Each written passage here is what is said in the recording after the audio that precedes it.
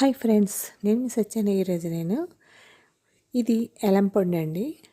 మరి ఇంకో భాషలో ఏమంటారో నాకు తెలియదు, కానీ మనకి దొరకడం సంవత్సరానికి ఒకసారి దొరుకుతుంది ఎలంపండు. దీన్ని మనం ఎలాగా సంవత్సరానికి ఒకసారైనా తినాలంటారండి. ఇది తింటే వాతం అది తగ్గుతుంది, వాత పిత అంటారు.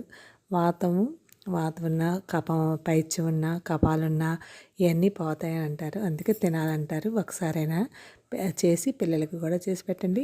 నేను ముందుగా చెక్క కొట్టుకొని, ఇది కొట్టడం కూడా మంగళవారాలు శుక్రవారాలు కొట్టకూడదు అంటారండి.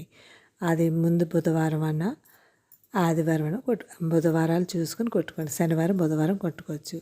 ఇలా కొట్టుకొని ఆ చెక్క లోపల గుజ్జు తీసి మనం ఒక్కసారి మిక్సీ చేసేయండి.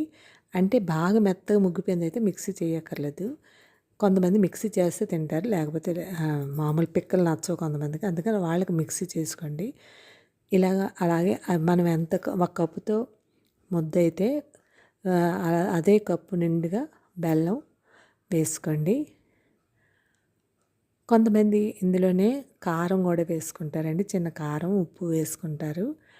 బెల్లం అది వేసుకోగా చిన్న కారం ఉప్పు కూడా వేసుకోవచ్చు, టేస్ట్ బాగుంటుంది. చూసారా, ఇందులో మనం బాగా గ్రైండ్ చేసాక ఇందులో బాగా విసిగితే మనకి ఇవి వస్తాయండి. లోపల పుల్లలాంటి బోళ్ళు ఉంటాయి. అప్పుడు కొద్దిగా నీళ్ళు వేసుకొని ఇలా కలుపుకోండి. ఆ పుల్లలాంటివన్నీ తీసుకొని ఇలా సర్వ్ చేసుకొని పిల్లలకి పెట్టండి. ఎంత టేస్టీ అయినా ఎలంపొండి హల్వా రెడీ అయిపోయింది. మీరు ట్రై చేయండి.